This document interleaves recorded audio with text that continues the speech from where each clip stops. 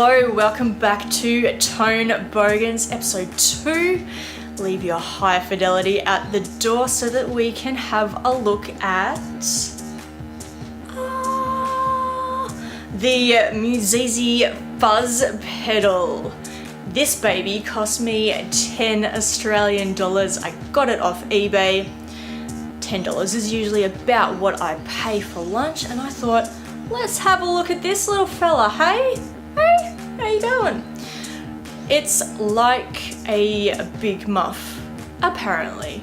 I saw a teardown video of this pedal, which is why I bought it, and the guy unscrewed the back and went, that circuit looks like a Big Muff.